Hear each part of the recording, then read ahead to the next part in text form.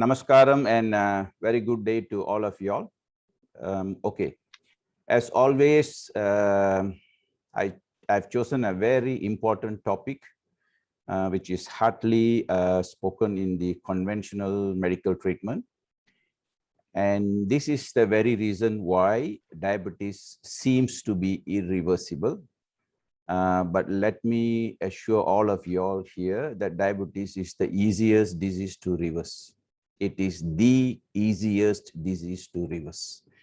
As always, the philosophy or the principle of treatment should be to address the root cause of the disease and not the disease. So when you address the root cause of the disease, you actually address the whole body, because the root cause can sit in any part of the body, but the symptoms or the signal can be in another part of the body. So what the signal is different from where the origin could be different from where the origin of the disease is.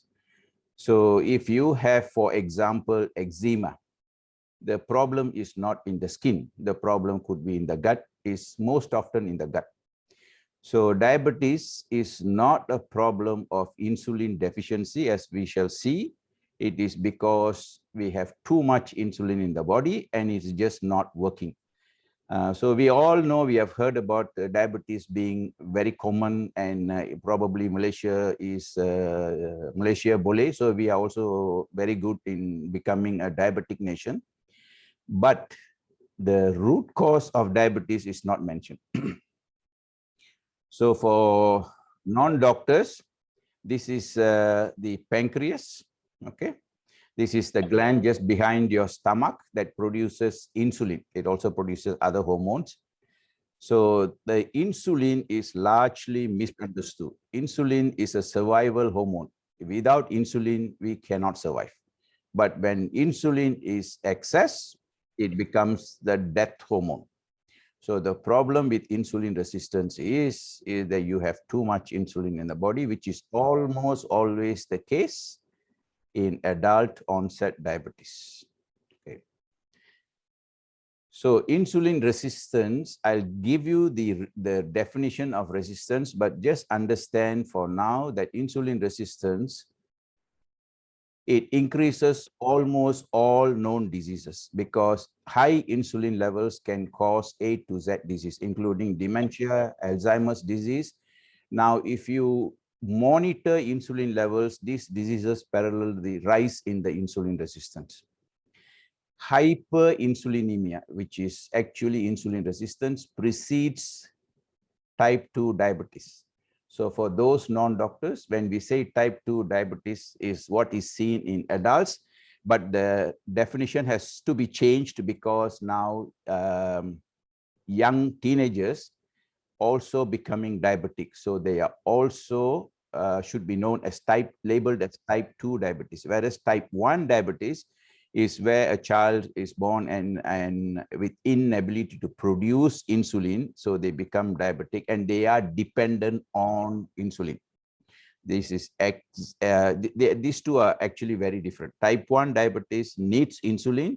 Type 2 diabetes, I'll explain to you, should not be taking insulin. And if you have too much of blood sugar, it worsens your sensitivity to gluten. So gluten is a food that I always say is poison. So it just worsens the sensitivity. Okay. Why do I say hyperinsulinemia precedes type 2 diabetes is, now the blood sugar is what you measure in the blood, okay? Now this sugar sits in your blood and just circulates without getting into the cell. That's just telling you there is too much of blood sugar, but it does not tell you anything about your cell health or the insulin. So for those of you at the end of this webinar, I hope you understand the importance of testing insulin levels. It is one of the most important tests to do. If you have not done insulin as a regular routine test, then the testing is inadequate. Carbohydrates.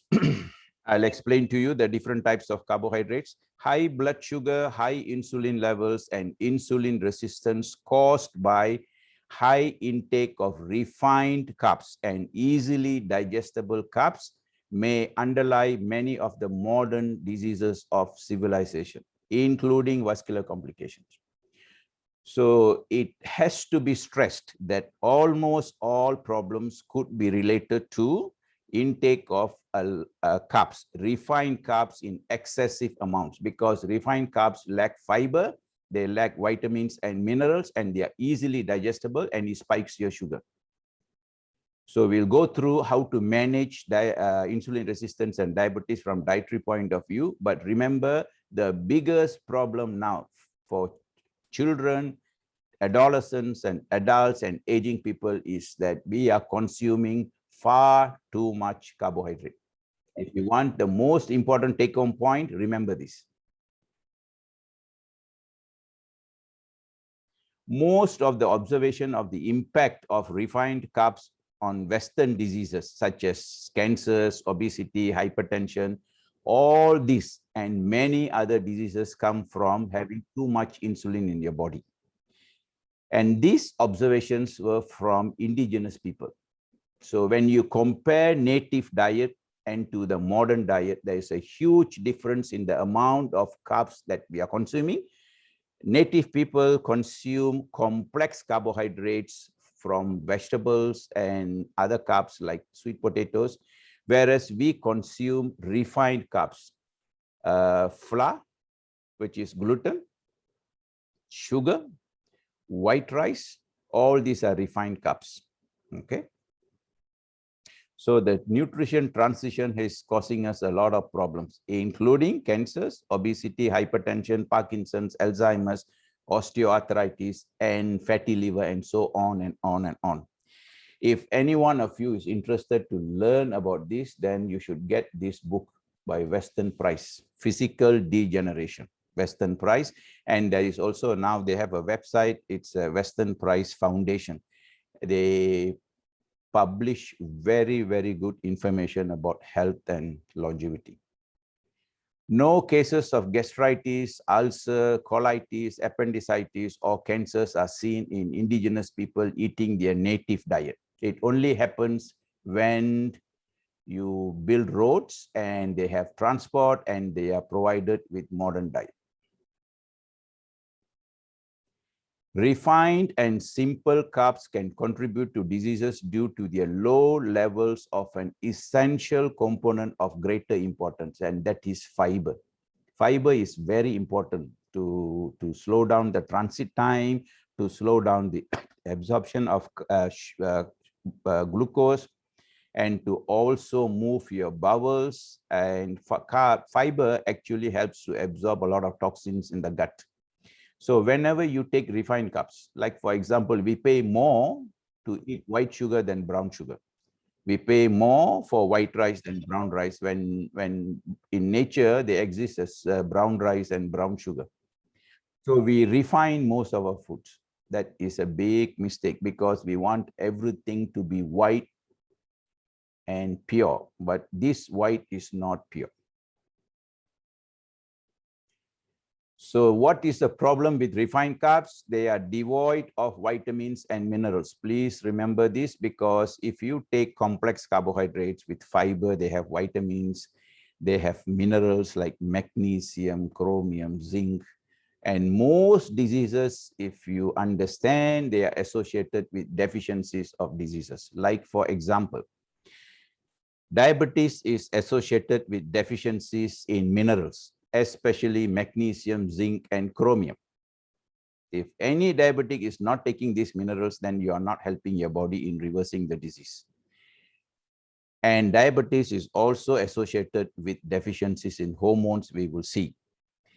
Refined carbs also cause depletion of B vitamins, because when you digest these sugars and in order to metabolize the sugars and turn them into energy, you use more vitamins, minerals, and B vitamins. They are already eating a food that is deficient in vitamins and minerals, and the process of digesting and assimilating and burning into calories makes you more deficient, including B vitamins. And vitamin B is especially important because deficiency of vitamin increases an amino acid called homocysteine. Non-doctors may not have heard about this. This should also be a routine test. Homocysteine is an amino acid that we all have in our body, but if you have adequate levels of vitamin B, the level is always below 9. And high levels of homocysteine is associated with almost all known diseases. So there are two main causes of diseases, hidden factors. One is having too much insulin, the other is having too much homocysteine. But unfortunately, both these tests are not done routinely. And I'm sure most of you would not have done this. Insulin and homocysteine. So just by eating carbs, you are not only increasing your blood sugar, you are creating deficiencies in vitamins and minerals, especially B vitamins, and you are increasing homocysteine levels, which is highly associated with heart attack, stroke, Parkinson's, Alzheimer's, cancers, osteoarthritis, and so on. Now, why you have insulin resistance or IR?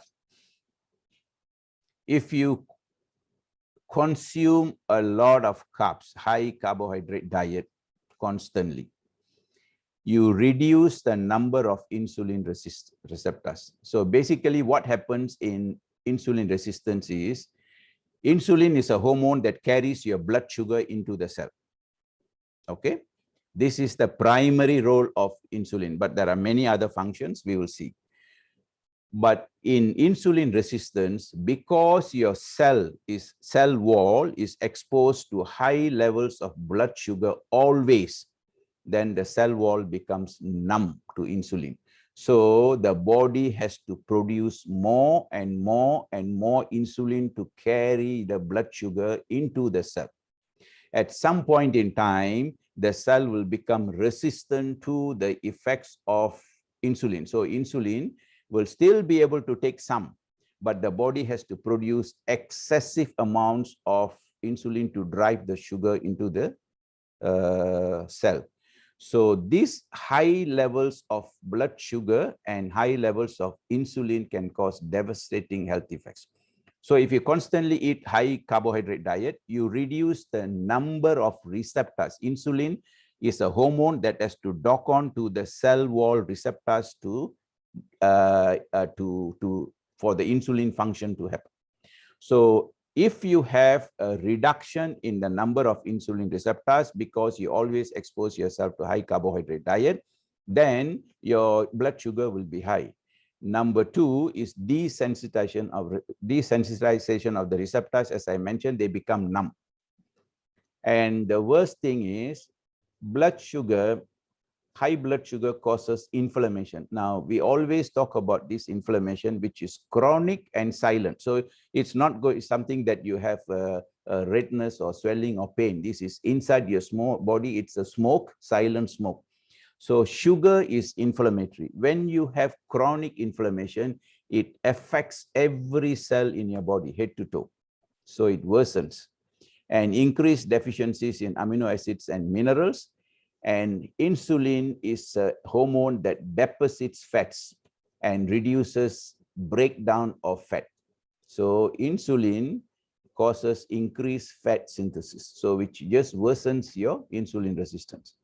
So the take-home point is, whether you have diabetes or if you have pre-diabetes, which most of you all don't know because you all don't check your insulin, sugar will let you know once you become diabetic. Insulin will let you know before you become a diabetic. So for most people, if you are a diabetic, this is a very important piece of information. If you are a pre-diabetic, it's equally important. If you want to stay healthy and live longer, this is equally important because blood sugar can also cause premature aging.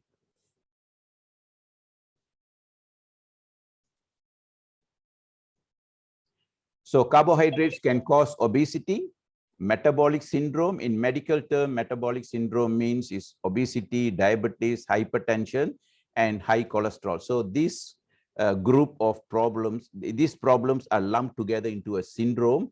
and we call it a metabolic syndrome. But funny in medicine, if we are not sure about why something is happening, we lump everything together as a syndrome. That means we don't know what causes. Now, metabolic syndrome is caused by high insulin levels. So obesity, metabolic syndrome, and many of the chronic degenerative diseases like heart disease, stroke, cancer, Parkinson's, Alzheimer's are due to high carb and low fat diet that cause insulin resistance. So I hope you all understand now what is insulin resistance. A lot of insulin, but the insulin is not working because it is not able to take the blood sugar into the cell because the cell wall has become resistant. It has become numb to the insulin. So what your body does is it tries to keep increasing the production of insulin and to push the sugar into the blood. The presence of high insulin in the blood causes health problems. So how do you reduce the insulin levels? Just by watching your carbohydrate intake. So in 1892, it was reported that only 10 diabetic patients among 35,000 patients at Johns Hopkins Hospital. So it was not common. It was a rare disease, but now almost everyone seems to be having high blood sugar. Why the change happened? Because we believe the Americans, we believe the FDA, we believe the American Diabetic Association, we believe American Heart Association, and so on, who never addressed the root cause of the disease. Sadly, they recommended high carb diet. So the carbohydrate portion should be 60 to 70%. This was in 1998. And between 1998 and 2007, diabetes doubled. Okay, and they still have not withdrawn this. Alzheimer's disease also doubled. So if you increase the consumption of carbohydrate, you are just increasing your rate of aging and the onset of diseases. Decreasing fat intake from 60 to 40% in 1930s to 1950s and increasing carbs increased the risk of diabetes and atherosclerosis from 10 to 56%. Okay, for non-doctors, triglyceride, most of you should know because almost everyone I see is so concerned about cholesterol, while they know nothing about insulin and homocysteine. Now, cholesterol, let me say, it's a useful, functionally helpful, and a healing molecule in your body. Without cholesterol, we will just drop it. Cholesterol is there in your body for very good purposes. It's plenty in the newborns, plenty in the milk, and a lot of it is in the brain and everywhere. So, and the main point to take from here is that we have hormones in the body. We have male hormones, female hormones, we have adrenal hormones, and all these hormones are made from cholesterol. So as we age, when the hormone levels drop, body will naturally increase the levels of cholesterol in order to make more hormones. It is a compensatory mechanism. If you have infection in the gut, your cholesterol will be high. If you suffer from burns, your cholesterol will be high because the body is trying to increase and repair something. So this is a repair molecule unless it's excessively high. So this cholesterol is usually LDL cholesterol. Okay, most of you will know. So what is TGL or triglyceride? Triglyceride is a cholesterol that is made in your body from conversion of the high blood sugar. That means if you are a diabetic or if you have high blood sugar, the excess blood sugar is converted by insulin into triglycerides or TGL. And statins or cholesterol lowering drugs have no effect on this TGL. This is why it's hardly mentioned, because the drugs don't work. So the triglyceride, what happens to triglyceride? When you have high triglyceride, the body, from evolution point of view, your body will always store fat because we have always gone through periods of having a lot of food and periods of starvation. So the body, whenever there is food, it will store it as fat. This is evolution. Our genes have not changed, but we have changed. So we, from eating infrequent or meals some days and some days without meals, we are having 3-4 square meals a day with too much of carbohydrates. So the excess sugar will be converted to triglycerides by insulin, and it will be deposited in the liver, causing fatty liver. If you subject 100 people to an ultrasound of the abdomen, children, adolescents, or adolescents and adults, I won't be surprised if we see about 60% at least having fatty liver due to high consumption of carbohydrates.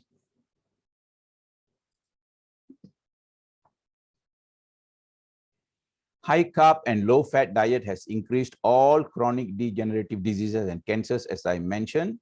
Evolutionarily, as I just mentioned, fat is the preferred fuel for our cells. The body will store as fat, and fat is better fuel than carbohydrates, although we have been told that carbohydrates, sugar is a good fuel for us. The difference is when you burn sugar for energy, it creates smoke. We call it as free radicals in medical term. Whereas when you burn fat, it is clean fuel, no smoke. This is why burning fat for as a fuel is better for us, because free radicals do a lot of damage in our body. Then this is the reason why most of us will benefit from taking antioxidants. Brains of Alzheimer patients have low cholesterol and fatty acids, irrespective of whether you have a genetic problem. So cholesterol is not the bad agent. It has been labeled as the culprit because there is a drug to be sold. Sorry to say. Sugar, of course, nature made it difficult for us to get, but then we made it easy because we know how to rob the honey from the bees of the honey. We know how to juice our vegetables. We know how to increase the sugar in the vegetable fruits now. So, and we know how to extract sugar from sugarcane. So sugar was hard to get and the amount was very little. Now is plenty and it is refined. Now, not all sugars are same because they are metabolized differently. We will see some of those. For example, fructose or fruit sugar is metabolized by the liver, but has low glucose intolerance. Whereas glucose is metabolized by every cell. So if you eat too much fruits, or if you, I'll tell you, I have some slides on what we know call as high fructose corn syrup. So that is fructose. The problem is they can only be metabolized by the liver and the excess will become triglycerides. Fructose has no immediate effects on blood glucose. So if you eat all these things, it may not be reflected by a rise in blood glucose, even insulin levels, but they cause a long-term health effects and they can be very damaging. So fructose is a fruit sugar. So sugar, when we say sugar, okay, let's say sugar is your glucose. Where do you get your glucose from? It can come from foods. Vegetables have carbohydrates and they become sugar, but these carbohydrates are complex carbohydrates, so that's beneficial. Fruits have sugar, that is fructose, and is metabolized only in the liver, not in the rest of the body. So don't eat too much of it. Glucose is from conversion of carbs. All these are rapidly absorbed into the blood circulation and utilized quickly for energy, and it dissipates. So you don't have long-term energy supply. Why is this point important is very often patients say, when I ask them to change to a low-carb diet, they are always, the one constant complaint is they feel hungry all the time. Now, the reason is because glucose will be burnt. So you have high blood sugar level, it is burnt, then the blood sugar will drop. When the sugar level drops, you feel hungry, you may also get angry. So, and you have the craving for carbohydrates. So you eat more carbs and the sugar goes up, you feel happy. Then this yo-yo pattern is extremely dangerous for health. So whenever somebody wants to adjust their hunger or cravings, the only way to do this is to eat more vegetables, have adequate proteins with good fats like virgin coconut oil mixed with the food, and having as little carbohydrates as possible. But this transition from a high carb diet to a healthy diet, some people need to do it gradually, because then the body will get adjusted. It takes about 2 to 3 weeks. So types of sugars: glucose, fructose is from fruits and honey, sucrose is table sugar, lactose is from milk, galactose is from milk, maltose is from barley, xylose from wood. What is important is the first four. I'm sure all of you all will know. Okay. And this is another classification of sugars according to how many molecules are composed of in each one of the chain. We can skip this. Now, coming to fruit sugar, as I mentioned, this is fructose. It goes directly to the liver, and only a small amount goes into the blood, which means your muscles do not use this to burn as for energy.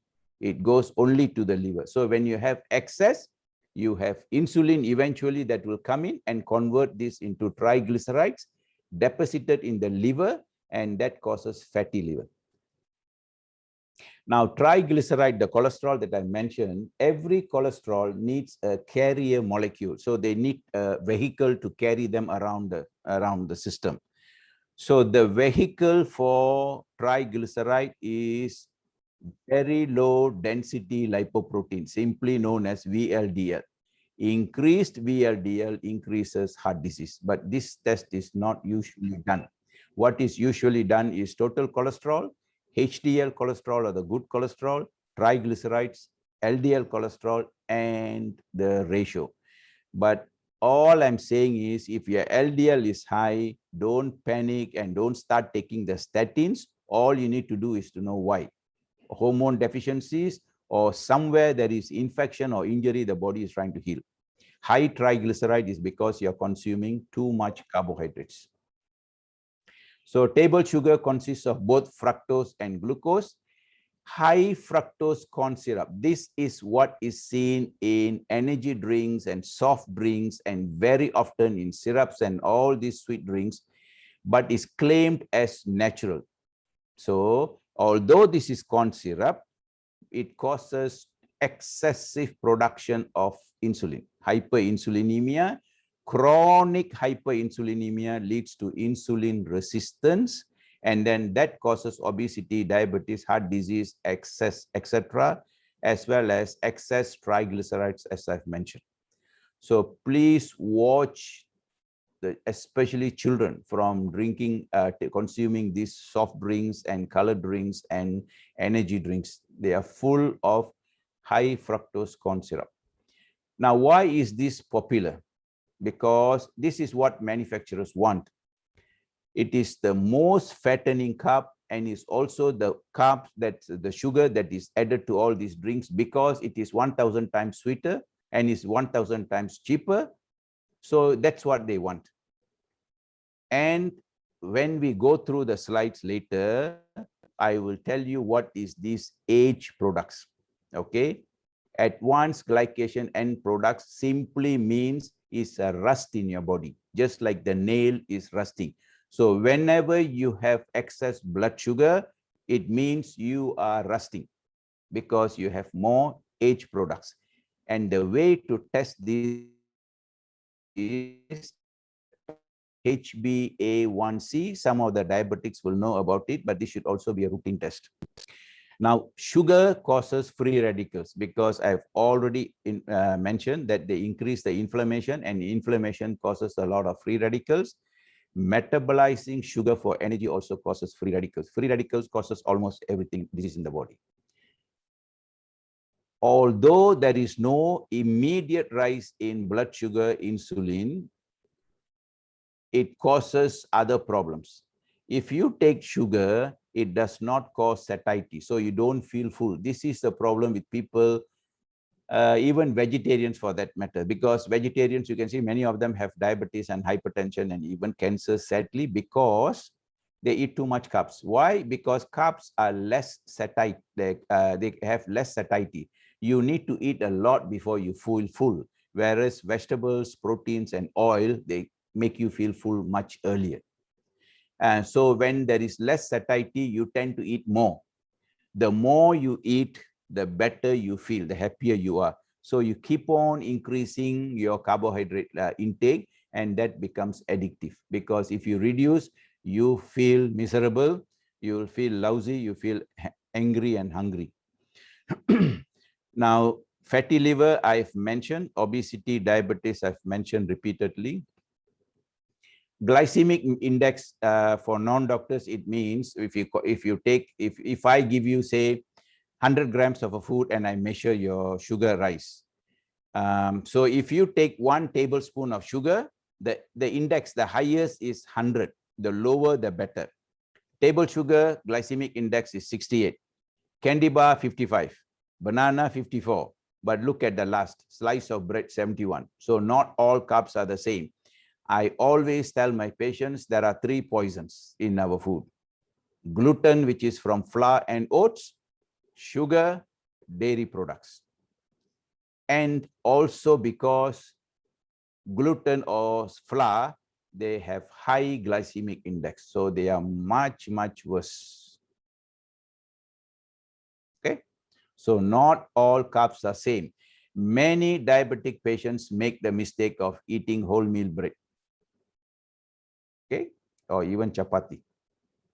You are better off eating rice. So what's the problem with high blood sugar? I've mentioned this, that they cause increase in reactive oxygen species or free radicals. For non-doctors, please write it down and read about free radicals. It tells you a lot of things about what they do to your body.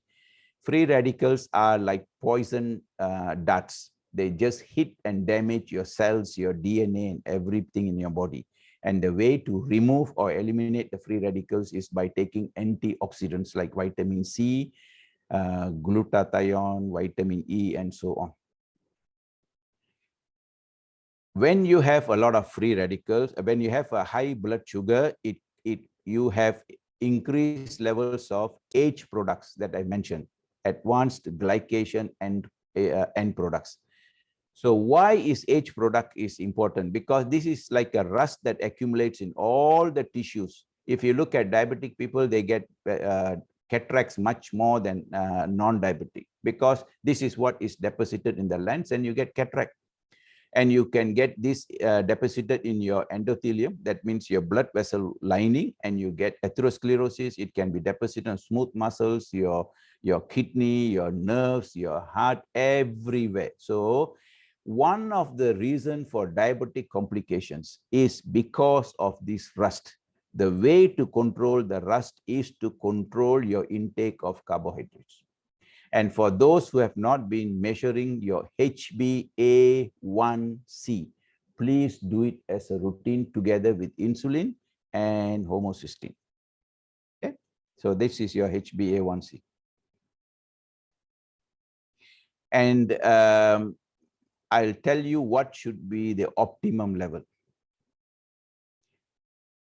There are more problems when you have high blood sugar. It depletes your neurotransmitters, that means hormones for your brain. Serotonin is your happy hormone, so you become grumpy if you don't have this. GABA is your relaxing hormone. If you don't have, you become a tense person. You can get high blood pressure. You can also have epilepsy with this, headaches and so on, because you need GABA as a relaxant, as a brake. Okay, whereas adrenaline is the accelerator. Dopamine is a neurohormone, which is actually a very, what we call as a rewarding hormone. That means you do something, you feel good about it, you feel happy, and you want to do more. Without this, you feel that whatever you do, nothing makes you happy. So people can resort to drug addiction, alcoholic addiction, and a lot of hardcore criminals have low levels of dopamine.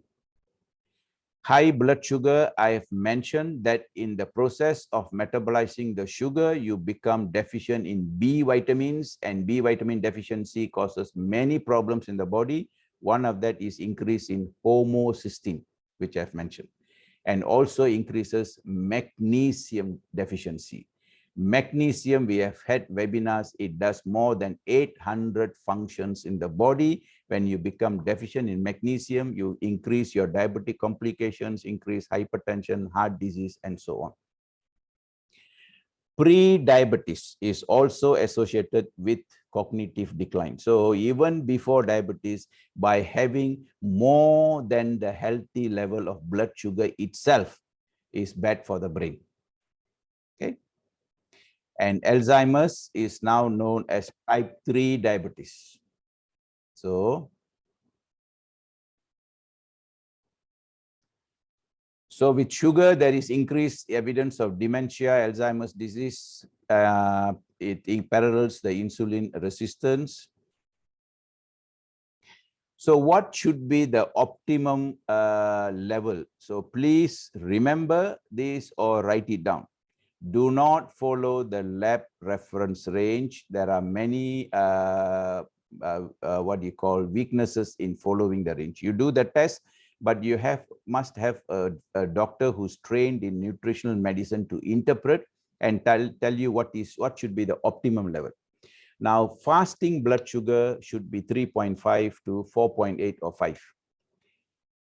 2 hours after the meal, it should not be more than 6. If you have more than 6, that should be labeled as high blood sugar.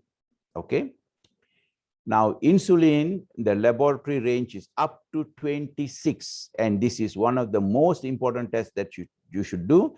Optimum should be only 5 to 7. I hardly ever see people who have this. Okay, this is important.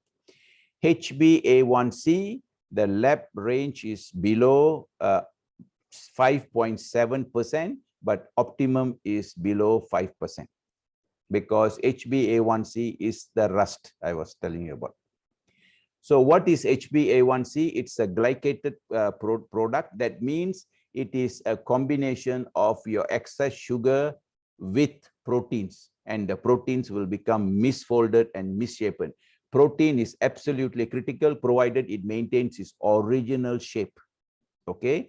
Now, when the proteins become misshapen and misfolded, they become mutant, and these mutant proteins can cause a lot of cellular replication. That means the cells keep dividing at a much faster rate, which precedes the onset of cancers.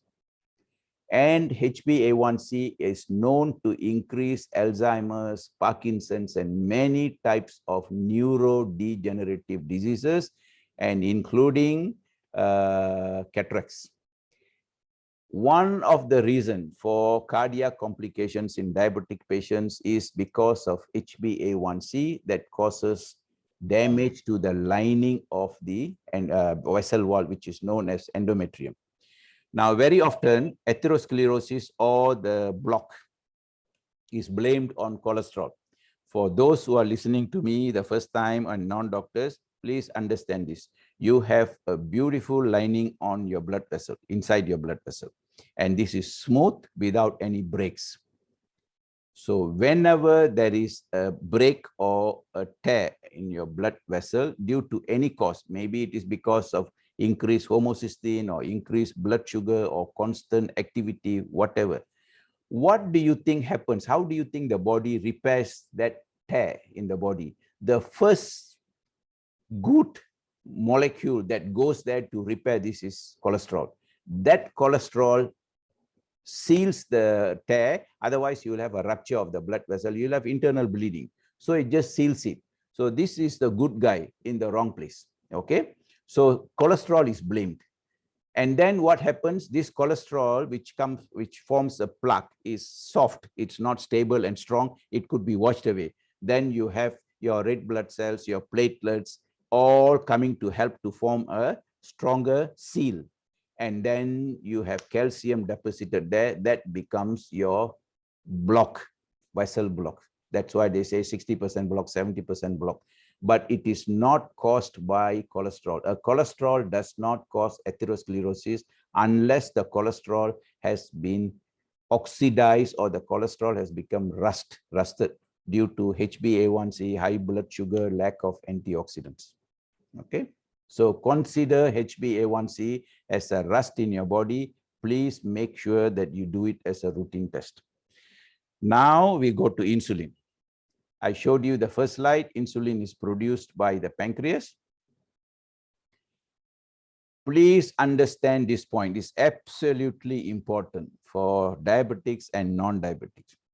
Now, especially for diabetes, almost all adult diabetic patients or even teenagers who are obese and having diabetes, they have high levels of insulin and not low levels. If somebody has given you insulin for diabetes without checking your insulin level, that's absolutely wrong. If you go and check your insulin levels, almost everybody has too much of insulin. It is not the lack of insulin. Now, I mentioned to you very early that insulin is a life-saving hormone. It is necessary. It's a survival hormone. But when in excess, it causes havoc, including all known diseases. So when you take excess insulin, you should definitely fear complications. And one of the complications is cancer, because insulin causes cell multiplication. That means it makes the cells to divide, and insulin will just make the cells divide faster. That's the process of cancer itself. This is the reason why diabetic patients with high insulin levels have increased risk of cancers, and those who take insulin worsen this trouble. So the solution is not giving you insulin. The solution is to improve your insulin resistance. This is the whole lecture. Okay. High insulin is associated with high triglyceride, as I mentioned. So remember, diabetic patients almost always have too much insulin, not too little insulin. When do they have too little insulin? Towards the end of their diabetic lifespan, when the pancreas has become insufficient or weak, they do not produce adequate insulin. When do I diagnose pancreatic insufficiency? If I see someone with high blood sugar, it should correspond to high insulin levels. Somebody with high blood sugar and relatively a mild increase in insulin levels, only a mild increase, that means the pancreas is in the stage of exhaustion. If we do not do something about it, then the pancreas will stop producing insulin, and that is the time when you need insulin. If at all you have done nothing to reverse it before that. Now, at this stage, diabetic patients will start losing muscles. If you look at diabetic patients, end-stage diabetes, they become thin, they lose muscle mass. That is because they have no more insulin. Before that, they have too much insulin. This is a very important point to understand. Okay. Evolutionarily, we had 30 insulin-related genes, and they were necessary to store fat because insulin, as I mentioned, is a fat storage hormone. Because famine was very common. Now you have no famine, but those 30 genes are still active. So what happens when you have the hormone with all these genes, which is supposed to store food as fat, and if you eat too much food and you still have all the genes intact, of course, you will accumulate food as fat. And that's the reason for diabetes and obesity. So your genes have not changed. You have changed. So insulin is a very important hormone that regulates your metabolism of not only carbohydrates, but also fat and protein. Please listen to this very carefully. It also regulates the synthesis of glycogen, which is a storage form of glucose that is deposited in the liver. It stores your carbohydrates or blood sugar, glucose as fat. And this is necessary because we all need a small amount of fat. But the problem with insulin, when it is excess, it stores too much fat. It inhibits the release of stored fat. So why is this point important? Now, if you have too much insulin, you'll notice that even if you exercise, you'll find it difficult to lose weight because the insulin will constantly be depositing fat and it will stop you from burning the fat. So exercise to treat diabetes or to prevent diabetes or to reverse diabetes should always be combined with a low-carb diet.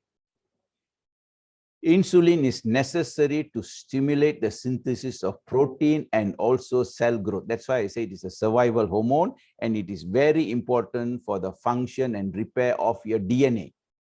It's necessary. It also helps to retain water and sodium. So when you have excess insulin, of course, you'll be retaining too much of salt. Sure, you'll get hypertension. Okay. So insulin, let me reiterate, is a survival hormone, which is very important, but do not have excess of insulin. And this is also a very important slide. Now, you need insulin not only to take your blood sugar into the cell, it is necessary to transport amino acids. Amino acids are actually the units that become protein, that, your muscles are made of protein. We have lots of protein in our body. So when you have insulin resistance, that means you have insulin too much and the cells do not respond. Amino acids are not able to get into the cells to make your enzymes, all protein products, including muscles. This is one reason why end-stage diabetic patients lose muscle mass, as I mentioned, because you have either insulin resistance that does not take the amino acids, or you have no insulin. So muscle mass depends on insulin. This is why bodybuilders take a small dose of insulin before workout, so that together with the protein drink and a fruit.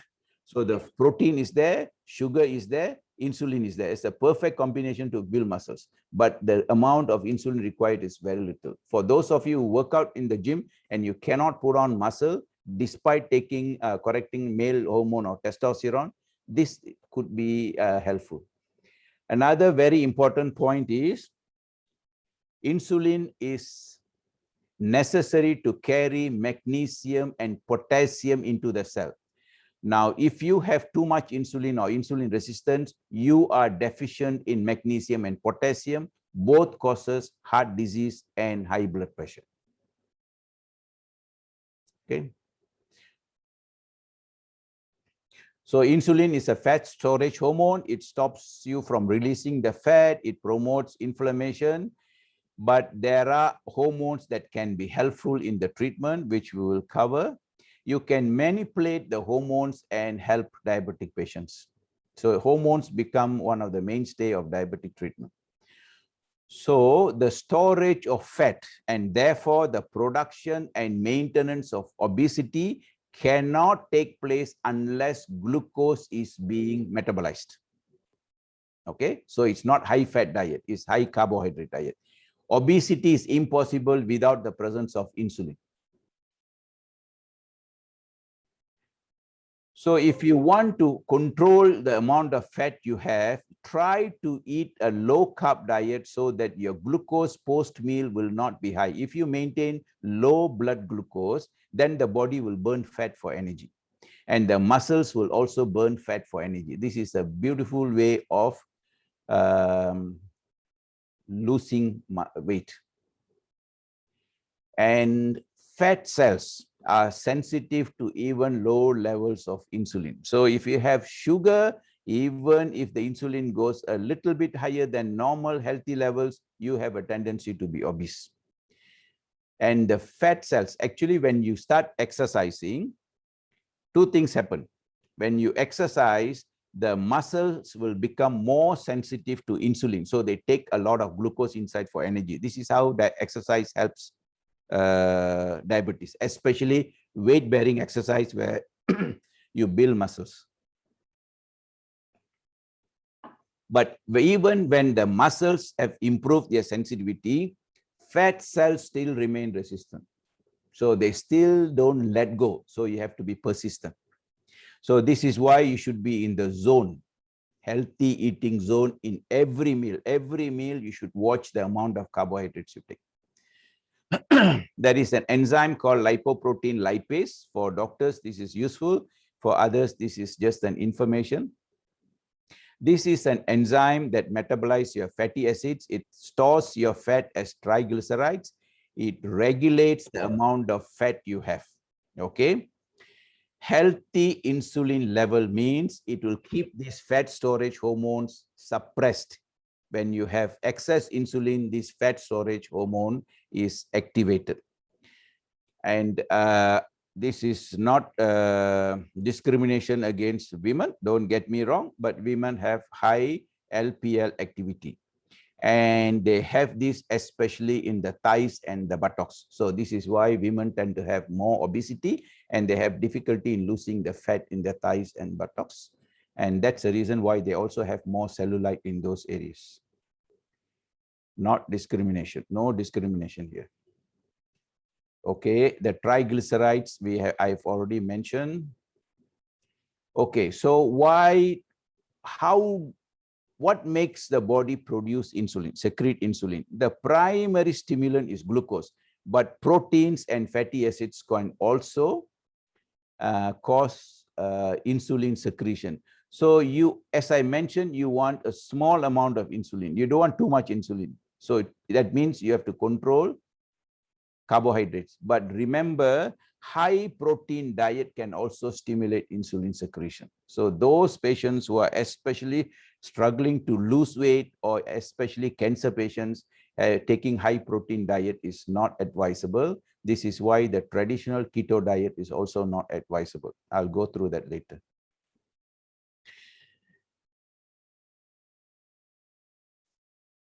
So insulin resistance is a chronic state of having too much insulin.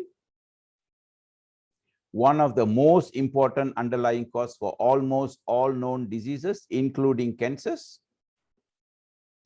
All abnormalities of metabolic syndrome, which comprises diabetes, hypertension, obesity, and high cholesterol, can be viewed as deregulations of the homeostasis caused by blood sugar, insulin, and fructose-induced changes in the regulatory system. Primarily, blood sugar that causes insulin secretion. So almost all diseases. This is why I tell my patients, if you have high insulin, if you have high homocysteine, you can suffer A to Z diseases. So when you have insulin resistance, either you are a pre-diabetic or you're already a diabetic. But the mistake is everybody checks blood sugar. So only when the sugar comes into the diabetic range will you be diagnosed as a diabetic patient. Whereas insulin will point at the very stage where you are a pre-diabetic. As I mentioned again and again, it increases heart disease, stroke, and cancers, Alzheimer's, Parkinson's. One of the biggest main problem with increased blood sugar and insulin is that your immune system will be suppressed.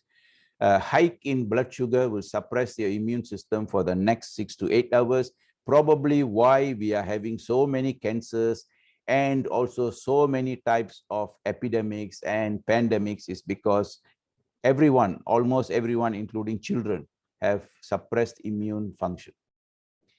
And for ladies, some of you may have been diagnosed as PCOS, polycystic ovarian syndrome, where teenagers have obesity.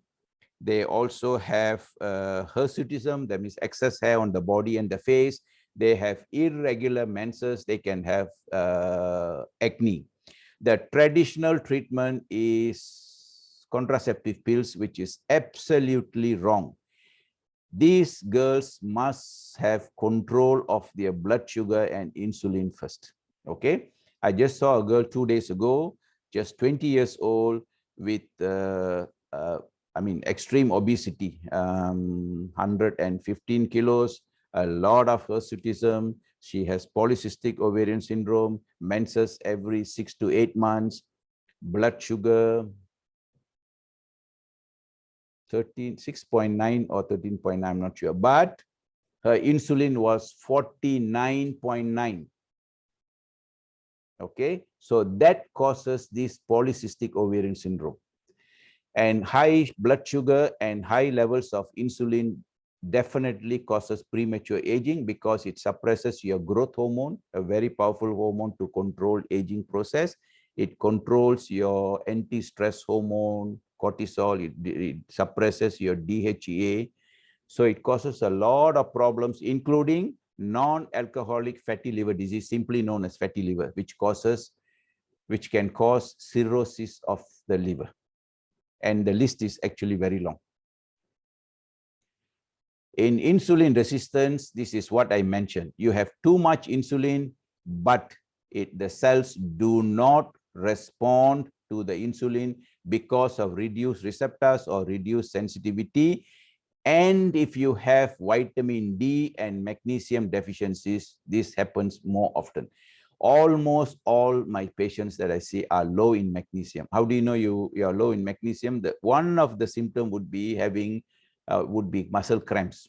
Muscle cramps or headaches or hypertension. Vitamin D is universally we are deficient. Although there's so much of sunlight, I hardly see anyone who's having optimum levels. But again, these levels are not tested in the routine test. So why do you get? Again, a repetition, but it's a very useful reminder and repetition. Insulin resistance is caused by overconsumption of refined carbs, high protein diet, obesity makes it worse, sedentary lifestyle makes it worse. As you get older, you have less tolerance to insulin. So please watch your weight and diet as you age as well. Drugs, especially synthetic steroids. Now, when doctors, integrative or functional medicine doctors like myself, when we prescribe natural steroids like hydrocortisone, we are always blamed for using steroids, while commonly prescribed steroid is prednisolone. That is a synthetic steroid. So steroids, there are two types. One is natural, which is absolutely safe. Synthetic steroids like prednisolone and contraceptive pills can cause insulin resistance, antipsychotic drugs. And there are hormones which I'll go through. And these hormones have been misunderstood. If you take in safe physiological doses, they are absolutely safe. Another reason for insulin resistance is chronic inflammation, which I've mentioned. This is silent, that actually causes a lot of free radical damage to your cells and the entire body. And this is not good, caused by high sugar, caused by bad bacteria or fungus in the gut that causes gastritis, bloating, reflux, eczema. For women, vaginal discharge, itchy discharge, or burps, bad breath, and so on. So how do you know somebody is having insulin resistance? Of course, the first one will be high blood sugar. If you do not measure the insulin levels, you will never catch this early. Acanthosis nigricans, I'll show you a picture. PCOS, I've just mentioned, obesity, heart disease.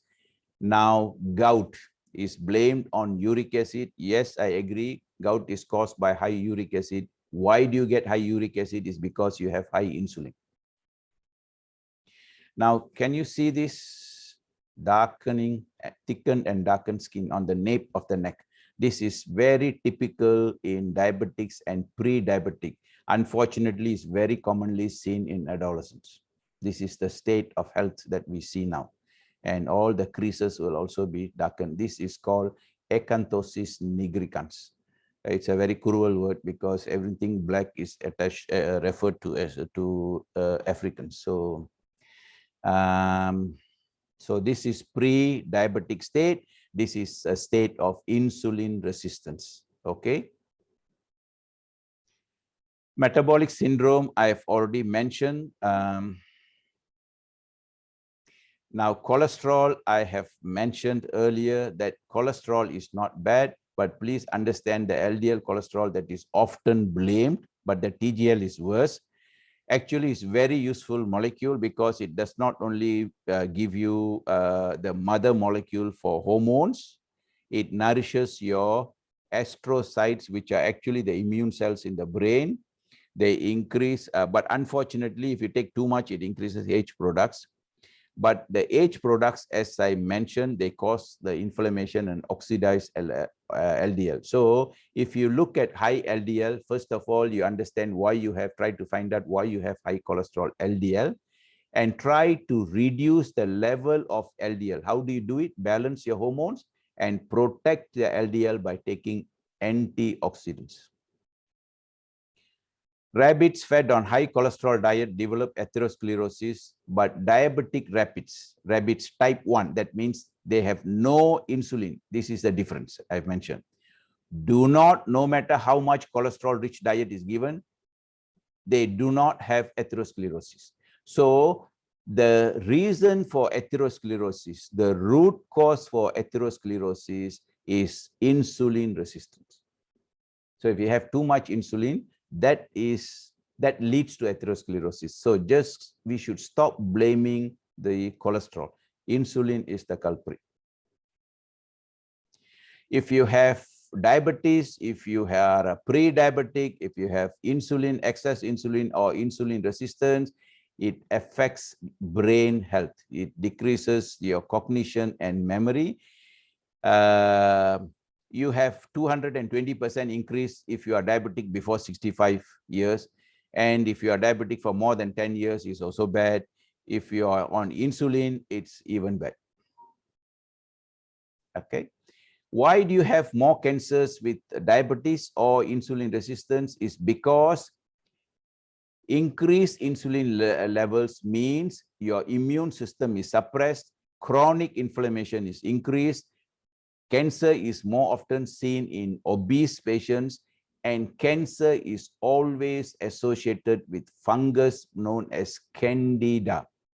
Those of you who have gastritis, bloating, reflux, bad breath, or women with vaginal thrush, or those who have psoriasis, those who have eczema, almost always have Candida. When I see a diabetic patient, almost everyone has Candida, fungus in their gut. Okay. But the problem is cancer and Candida seems to coexist, and the sad part is both live only on sugar. So if you want to control fungal overgrowth, if you want to control the risk of cancer, you have to control your insulin levels. So insulin level means you have to control your blood sugar levels. Blood sugar level means you have to control your intake of carbohydrates. Fatty liver, I've already mentioned. Immune system, once the sugar rises, immune system is suppressed for the next 6 to 8 hours.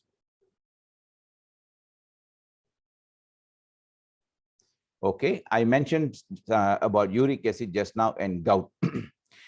Insulin decreases the excretion of uric acid. So your uric acid level increases with insulin resistance. And very often, if you have high uric acid level, we only think about gouty arthritis. But sadly, that is not the only thing that happens. Increased uric acid, because it causes chronic inflammation, it is a serious health problem because it also increases risk of heart disease, any inflammation of the brain, so is Parkinson's and Alzheimer's. So uric acid is not just simply gout. It is much more than that. And so why somebody has high uric acid levels is because of high insulin. So you don't need treatment for gout, drugs for gout. You only need to control your insulin levels. Now, this is a good guy, very nice person. He is a contractor here. I saw him about 4 months ago. I think I shared part of this slide before, because that was at that time. He came to me with urea 18 and creatinine. This is he had renal impairment. That means his kidney functioning was not good. So the creatinine was very high. His glomerular filtration rate, which is usually is more than 90 in healthy people. His was only 27. It drops below 20. He will be advised to go for dialysis. His uric acid was high, and he was in lots of pain, swollen, inflamed joints. He could hardly walk. He was hypertensive, taking 2 drugs a day. He was on statins for cholesterol. He was on drugs to reduce uric acid. He was on painkillers. He was also on prednisolone, which is a steroid, but he still had recurrent bouts of arthritis. Now, this time, I know him quite a long time. So this time he was willing to change the diet and follow. So the blood sugar dropped to 14.4, creatinine dropped to 195. When I gave him the treatment, it's called chelation. The kidney function, eGFR, improved to 32. But initially, the uric acid went up because could be a reaction in the body, and the uric acid remained slightly high. And now the latest one in November, it has dropped to 0.6. But look at the kidney function. From 27, it has improved to 47. You wouldn't have heard about this because this is possible. So if somebody says at 27, you have to wait and just monitor until end stage, you go for dialysis, is wrong. His creatinine levels have dropped. His urea has also dropped. So his sugar is very normal now. He takes only half a tablet for hypertension every 4th day. From 2 tablets daily, his blood pressure is between 113/80 to 113/90. He is pain-free, he is inflammation-free, he is mobile, he has lost about 12 kilos, he is breathing more easily. So he is much happier. And no drugs. So what is the solution? Now, calorie restriction means everything you eat has energy. So everything has calories. But when I say calorie in this context, it means like refined foods, as I mentioned. All white foods are poison, dangerous. White sugar, white salt, white flour, white rice, all these are just empty foods. They are dead foods. So especially when it comes to calories, it's refined carbohydrates, flour, sugar, okay, and excessive fruits. So if you are able to reduce the amount of carbohydrates, that means by 30%, you are able to eat like what you were evolved to be, okay? This is important because it improves also your brain function, which is a serious problem in diabetic patients because it increases this BDNF, which is known as brain-derived neurotrophic factor, without which your brain cells won't be healthy. It increases sirtuins. Doctors will know about it, those who are trained in nutritional medicine. For non-doctors, sirtuins are special proteins or the genes that control your aging process. They are very, very powerful to control aging and to reverse aging. Okay? Simply reducing your calories, you live longer and healthier. This is what I always tell patients. Simply eating a low-carb diet itself, you get healthy without doing anything else. But you want optimum health, then you have to do a lot more. Okay? Obesity, if you are fat, you have low BDNF. That means obese patients have problems with their brain. Eventually, they will definitely get problems. Calorie, when you reduce, you also reduce the free radicals. There is improvement in memory and cognition, reduced risk of stroke and other neurodegenerative diseases like Parkinson's and Alzheimer's. You have more neurons, you have better neuron connection, nerve connections, and it can also produce antioxidant enzymes, natural antioxidant enzymes, and one of the master antioxidant is glutathione.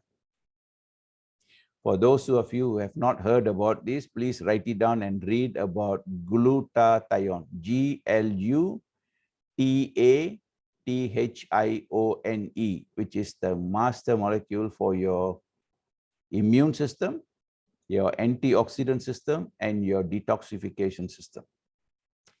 Almost all of us will be deficient because we are living in a toxic world. Now, the way to beat diabetes is to go on a keto diet. Let me explain. The traditional keto diet is a high protein, high fat diet. Now, I don't encourage this because high protein, I mentioned to you, it stimulates insulin secretion. So it doesn't really solve the problem. Number two, high protein diet is also not good as you age because it increases the risk of cancer. Plus, a high protein diet is very acidic. You want an alkaline body. So the modified ketogenic diet should be a high carbohydrate, high fat diet. And the fat is usually virgin coconut oil because that's what gives you ketosis, and a moderate amount of protein. So evolutionarily, this was the diet because we didn't have so much of carbs, nothing like this now. And so when you are eating this type of low carb diet, you're always in a state of ketosis, which is you have more ketone bodies. For those non-doctors, you can read about ketone bodies because it's very healthy, including for your brain and the heart. They like to use ketones more than using glucose for the energy, because as I mentioned, when you burn glucose, there is smoke, and this smoke is free radicals. When you burn fat, it's clean, no smoke. So naturally, being a very intelligent system that we have, our body, it prefers one over the other, and they prefer fat, both the heart and the brain. But so why do they burn carbs? Because that's what you give them. You constantly feed them with carbs, so they use carbs and cause all the damage. So for those who eat a keto diet, traditionally keto diet means no carbohydrates. That means no carbohydrates. All these refined carbohydrates, including fruits, is no. But the carbohydrates from vegetables is okay. So keto diet means you have vegetables, you can have eggs, you can have fish, you can have avocado, you can have nuts and seeds. Some beans and peas are okay, but with lots of coconut oil. That is the keto diet. Okay. Now, many of my patients will find it difficult to switch to keto diet immediately. So what I do is I tell them to do a transition diet. So from their current high carbohydrate diet, I ask them to slowly reduce the amount of carbohydrate to a low carb diet. So that what are the carbs that they can eat? You can eat brown rice, you can have quinoa, you can have sweet potatoes, some idli, some dosa, some mihun. All these are carbs, but the amount matters. This is low carb diet. I don't have slides here, but please let me explain. A low carb diet means when you look at the plate, 60% of it is vegetables. 20 to 30% can be your proteins with oil. And I prefer virgin coconut oil. Okay. Mix it with the food. The oil should be mixed with the food, or you can drink it before meals. It is separate from what you use for cooking. Cooking, coconut oil is good. Ghee is good. You can use some olive oil as long as you don't heat them too much. So 60% and 20 to 30%. Okay, the 20 to 30% of carb protein can be eggs, can be fish, can be avocado, can be mixed nuts and seeds, beans and peas with oil. Only 10 to 15% should be carbs. This is a low carb diet. So for those of you who cannot stop carbohydrate, and don't do keto diet for too long, you just do it for a month, month and a half, maximum 2 months is sufficient. Long-term keto diet is not necessary. It's not proven to be healthy. So you can do it, but you will reverse diabetes very fast. Okay. Now, if you can't do it, slowly come to low carb diet and start eating this diet intermittently. That's called intermittent fasting, which means you eat within 8 hours daytime. The only condition is your dinner must stop by 6 p.m. So if you start at 10 a.m., by 6 p.m. Why is this important? After 6 p.m., if you rest the 16 hours, your body will repair and regenerate. So this intermittent fasting means eating window of 8 hours, you can drink in the 16 hours. Water, lemon juice, herbal tea, green tea, black coffee is fine. After 6 p.m., no food. But the problem with us is we eat late dinner and including supper. Your body should be resting. Your stomach must be empty when you sleep. Okay. So if you want to do a keto diet, you go for it, but you will have cravings because you stop carbohydrates. It's like stopping smoking immediately. You may have mild headache. You may feel tired. Sometimes you feel moody, irritable, angry. All this is because the body is resetting itself. So you experience this few days to a week or maximum 2 weeks, but 21 days, your mind will register the new state of food. This change is important.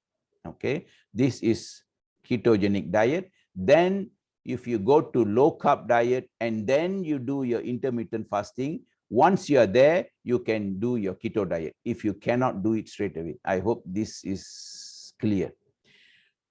Keto diet, ketogenic diet or keto diet actually is nothing new. It's a diet that was used as early as 1920s to treat epilepsy as well as brain tumors.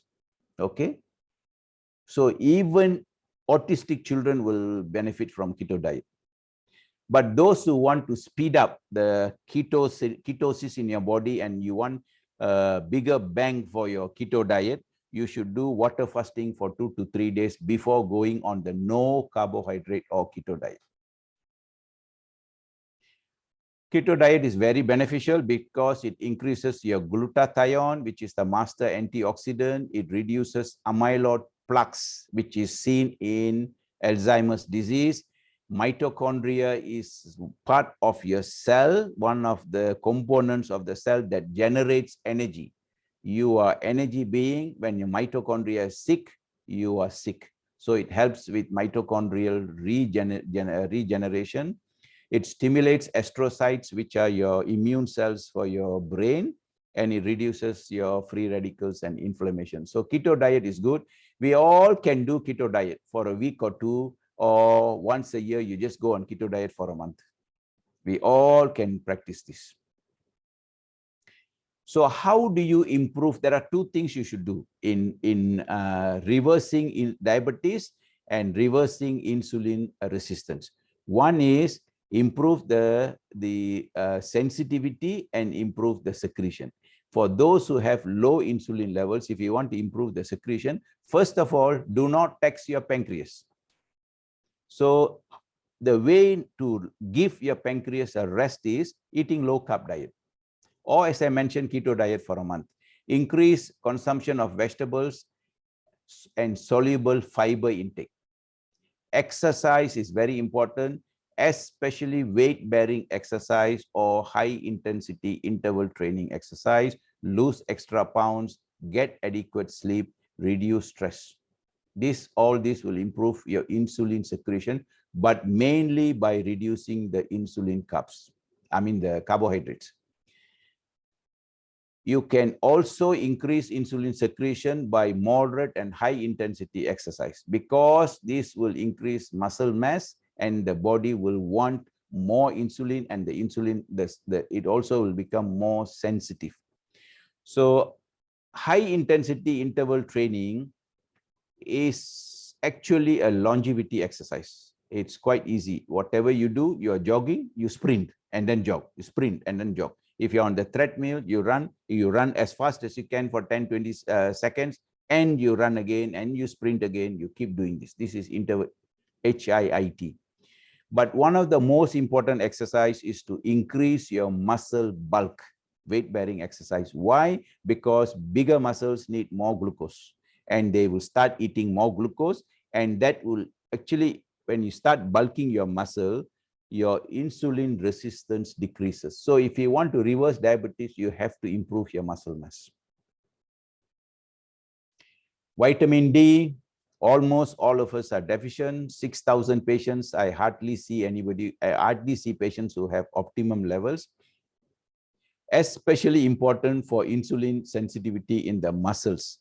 And it increases the number of insulin receptors and also the sensitivity of receptors. So vitamin D is a very important part of the treatment or management in diabetic patients.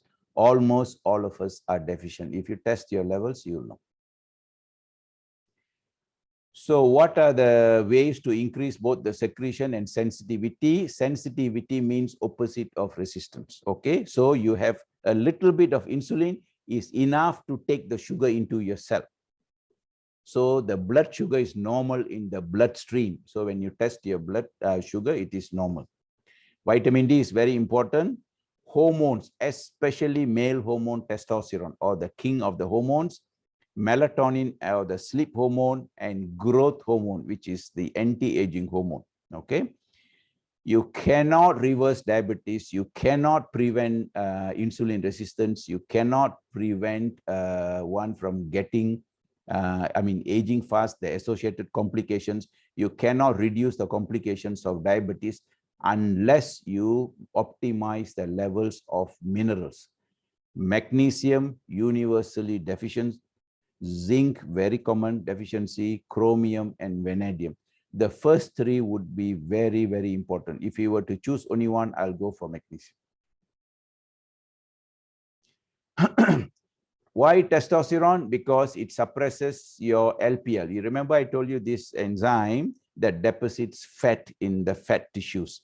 And insulin increases the enzyme, so you have more fat accumulation. Testosterone suppresses. That's why when we replace testosterone to those who are deficient, they lose fat, they increase their muscle mass, and it helps in a big way for diabetic patients. Progesterone is a female hormone that actually increases the lipoprotein lipase or the enzyme activity, especially in the hips, on the hips and the buttocks. This is why progesterone, which is a female hormone, we men have but very little, women have much more. This is why obesity or cellulite for them more common in buttocks and hips. Whereas the other hormone, estrogen, female hormone, suppresses this enzyme. So one of the reasons why women after hysterectomy or when they remove the ovaries as well, they become obese is because they lose both the testosterone and estrogen as well as progesterone. But the loss of testosterone and estrogen causes obesity. Now, a very important point for every one of you, if you can pass this message to people who want to conceive or at least during pregnancy, remember eating a high carb diet means high blood sugar and high insulinemia. What is the trouble for the fetus? It increases this lipoprotein lipase enzyme in the fetus, which means these babies have the risk of obesity in childhood or adolescence or adults, and definitely an increase in the risk of diabetes. So when the mother has high blood sugar and high insulin, is trouble for not only for her, but also for the unborn child. So different hormones do different things. The one hormone in your body that causes fat deposition or obesity is insulin. All other hormones that you see, the male hormone, testosterone, DHEA, and cortisol come from the adrenal gland, growth hormone, the anti-aging hormone, thyroid hormones, adrenaline and noradrenaline. Glucagon is the opposite of insulin, and there are other hormones. All these hormones cause fat loss. The problem with us is as we age, our hormones levels drop. So we have a decline in testosterone, DHEA, growth hormone, thyroid hormones, almost all the hormones. But we have increased levels of insulin as you age, and we have increased levels of estrogen, the female hormone, as we age. These two are trouble. Okay. So why did I put the slide on hormones? Is because for those of you who want to prevent that, for those who want to prevent diabetes, and any one of you who have insulin resistance, or if you have diabetes, you need to know your hormone levels and you need to balance, especially testosterone, because it increases the muscle mass. So there's more glucose uptake, better glucose utilization, breaks down the glucose, burns your glucose more into energy. That's mitochondrial oxidative phosphorylation. It improves the lipid metabolism in the liver, which means it helps in the fatty liver disease, and it definitely helps in weight loss. So testosterone, that's why it's known as the king of the hormones, and women can be very deficient as well, especially women who have had their hysterectomy. The earlier you get into menopause, or the earlier you do a hysterectomy, the more testosterone deficiency you have. This is why women after hysterectomy have more obesity, more diabetes, more heart disease, more fractures, and so on. Okay. DHEA is a hormone that comes from the adrenal gland, which is just above the kidney. We all have low levels as we age. If you replace DHEA, you can see improvement in blood glucose levels within 6 months.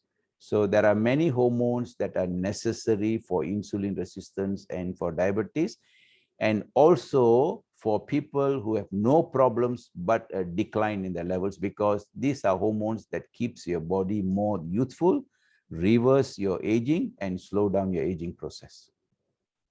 Cortisol is also from the same gland like DHEA. This is a hormone that your body produces to help you to manage stress.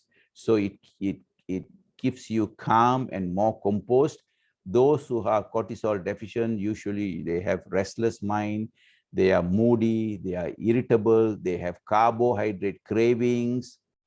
They must have carbohydrates, otherwise they are not happy.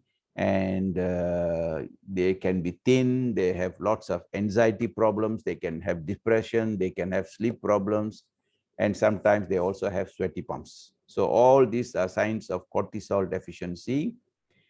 Now, the problem with cortisol is it's largely misunderstood. Cortisol is the natural steroid. Prednisolone is a synthetic steroid. So if you are low in cortisol, you might as well correct it and enjoy a happier and more peaceful life. But in that dose, the physiological dose, that means if you are deficient in 10 milligrams, we give you 10 milligrams, that actually helps. But if you take a higher dose or excessive dose for long term, then it causes insulin resistance. So sometimes I have patients who come to me and say, doctor, this is a steroid. I didn't know. Should I take? So I always tell them, differentiate between the natural and synthetic and take the safe doses, what your body requires. So as long as you keep it to this dose, then it helps in the insulin resistance. Thyroid hormone is very important because this is the master of metabolism. If you are low in thyroid, you definitely have a higher risk of obesity. Very easy to gain weight, difficulty to lose weight. You have cold intolerance, you cold hands, cold feet, you can't sit in aircon, you sweat less, you have reduced menses or irregular menses, you have dry skin, you have hair loss. The list is again very long. We have had lectures on this as well. I'm not sure whether for those who are new, if any one of those topics that we have discussed, like vitamin D and magnesium, you can get in touch with the admin secretary to see if you can still get those recordings. Okay. So thyroid hormone replacement, if you are low or known as hypothyroidism, is important for both diabetes and insulin resistance. Growth hormone, the way we recognize growth hormone deficiency is that your aging is there on your face as wrinkles and sagging and folds, breast sagging and obesity, so premature aging, premature aged look. Now, growth hormone is suppressed by insulin. This is the reason why diabetic people age fast. Okay. When we give growth hormone to diabetic patients, the first 1, 2, or 3 months, the blood sugar levels may go slightly higher, and then it will come down. So this is normal because growth hormone increases sugar levels. But the indirect benefit is because it suppresses the glucose intake in the fat cells, and it increases your muscle mass and helps the glucose transporters. So after the initial period of a slight rise in blood sugar, it helps with insulin resistance and high blood sugar. But this hormone, again, you need to do your blood test. So that's all. I can take some questions.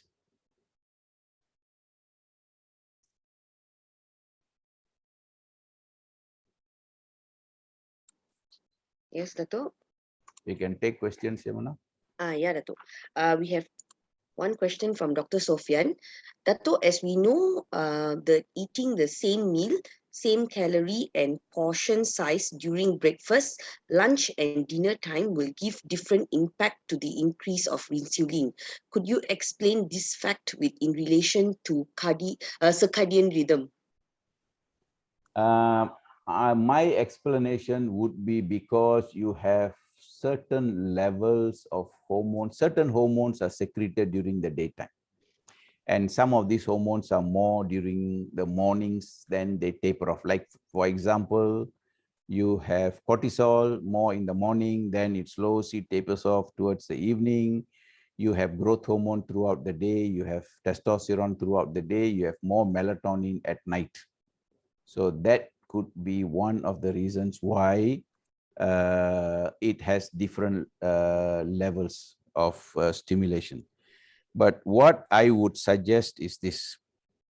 If you want to be healthy, you want to control your health, you want to reverse diabetes, you want to slow down aging, you want to reverse aging, avoid carbohydrates for dinner. So I mentioned to you, one is keto diet, the other is a low carb diet. You can choose either one, but to reverse diabetes, it's good to do at least a month of keto diet. Some patients can immediately shift to keto diet with discipline. Those who have discipline, mentally they're strong, they are motivated. If you cannot, you give in to your cravings and you can only do it slowly, you go into a low carb diet. And then you do intermittent fasting. By that time, you will be ready to do your keto diet. Okay. But the point is, try to avoid carbohydrates for dinner because you do not want high blood sugar and high insulin during sleep, because your body and my body is a fantastic machine, unlike the cars. The cars get old, they have rusty parts, they have aged parts, and they cannot repair, they cannot replace unless somebody does for it, for you, for your car. Your body can do it for you, provided two things. One is you must be hungry in your sleep and you must sleep early. So the body can repair and regenerate during your sleep if your stomach is empty. That's why early dinner is very important. And if you have carbohydrates for dinner, especially a high carbohydrate diet, high blood sugar and insulin will negate all these beneficial effects. So my advice to my patients is this: don't eat, choose the type of carbohydrates, like what I mentioned, brown rice, quinoa, some types of millet, sweet potato. Number two, how much carbohydrate you should eat. Look at the plate. It should not be more than 10 to 15%. That is low carb diet. No need to weigh all these things. Just look at your plate, 60% vegetables, 20 to 30% is your proteins, and fat, 10 to 15% is it's. Number three, when not to eat carbohydrates, dinner. So eventually patients will choose to eat carbohydrates only one meal a day. That is healthy. Okay. Okay. Dato', next question from Mr. Leo Hong T. What is the practical advice for patients with hunger pang? They are trying to lose weight by cutting down the carb load, but they say they get hungry easily. Okay. I explained this. That is the reason why I emphasize this.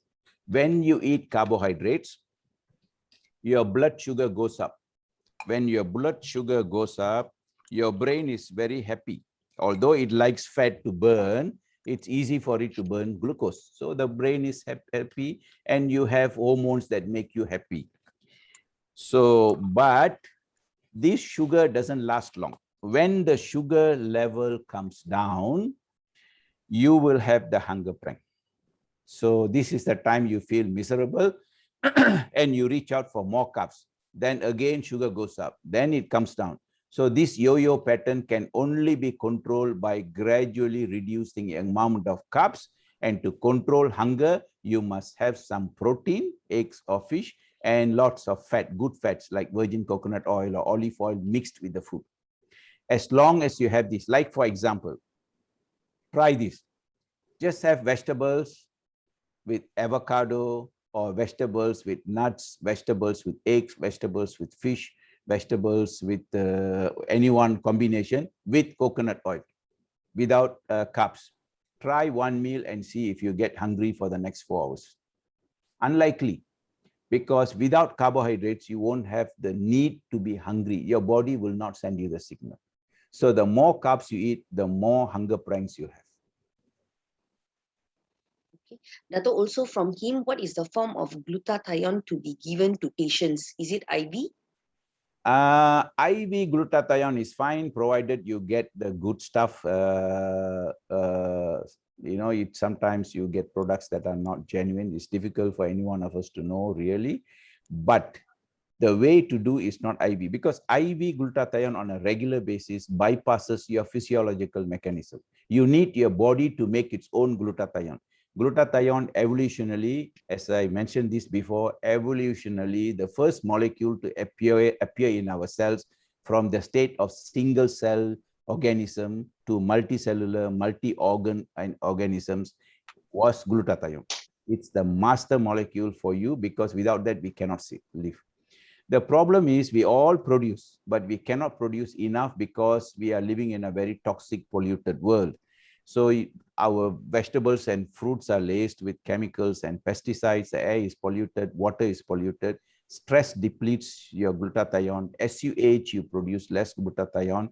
But the bigger problem is refined carbohydrates like rice and sugar will deplete you of glutathione because they create a lot of free radicals.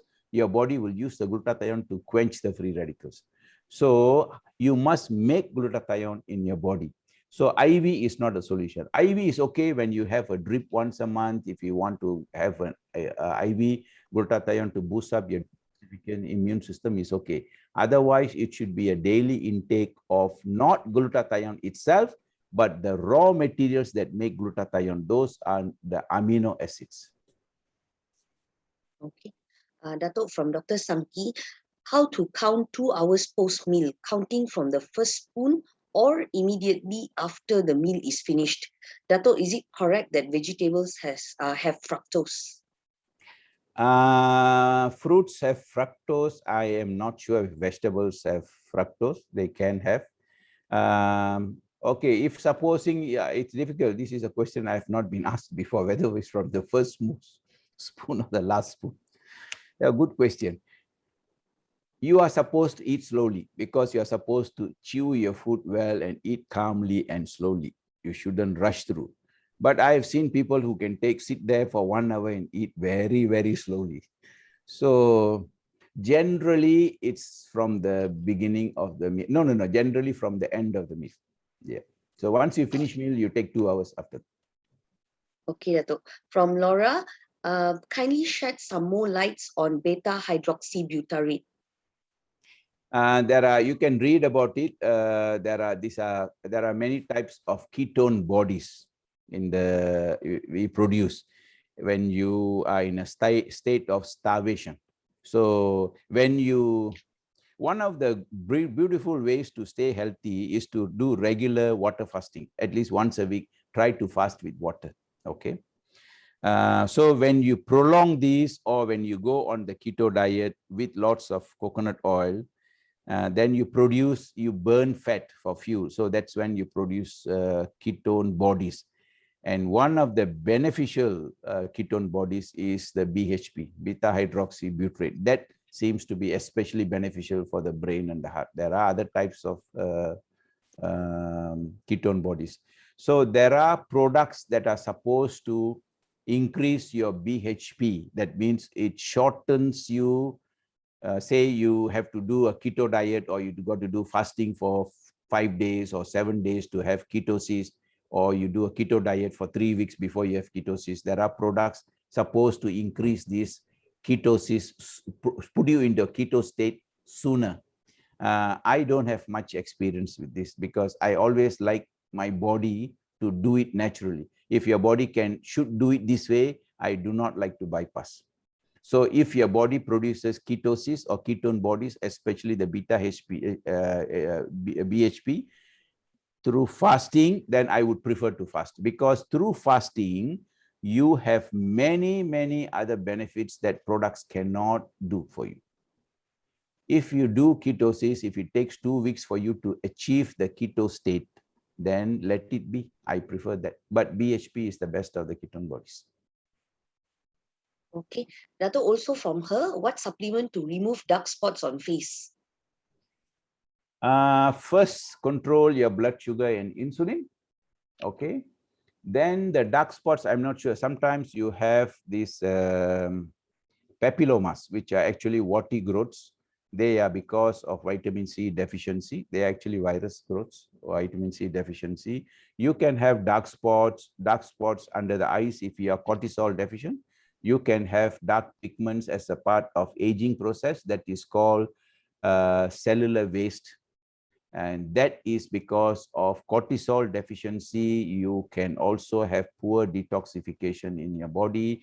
You can be deficient in antioxidants.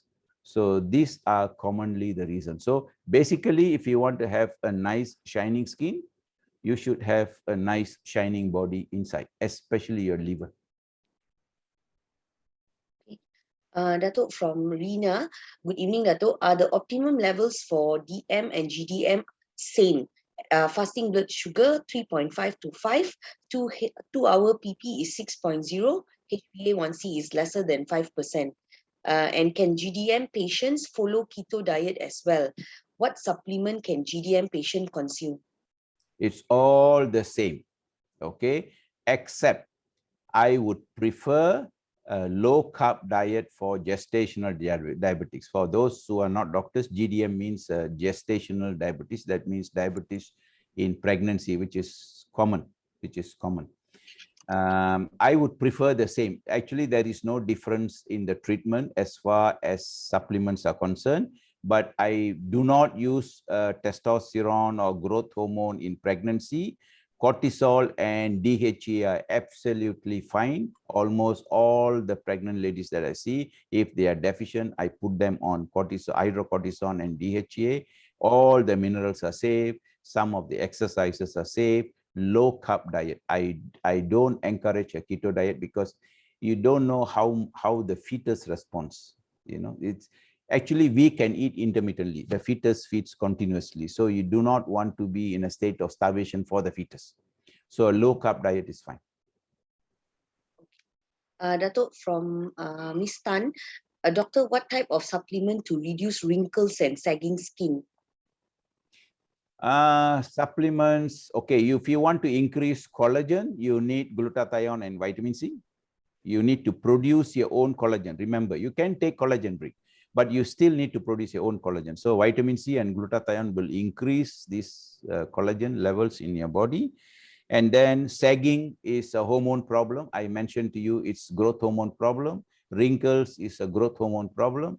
And if you have fine wrinkles, especially around the eyes, it could be because you are low in the hormone called vasopressin, which is a water retaining hormone in the body. So these are mostly hormone problems. Dato, from Miss Celine, for diabetic sufferings for a long period of time, as in decades already, can their diabetic still be reversed? You bet I can. As I mentioned, the easiest disease to reverse is diabetes, provided they have not gone into the stage of pancreatic exhaustion. That means the pancreas cannot produce insulin anymore, which is not common. Almost always, patients with diabetes have too much insulin, not too little insulin. This must be understood very clearly. So give insulin to such patients without even testing the insulin levels is absolutely wrong. So if you want to try to improve the insulin resistance, decrease the insulin resistance, improve the insulin sensitivity with all those that I mentioned, including diet, exercise, vitamins and minerals, hormones, with keto diet or low carb diet, with intermittent fasting or regular water fasting, you will see wonders, and very fast, very fast. In fact, I have a girl from Penang, and she's just 20 years. Her blood sugar was 26.7.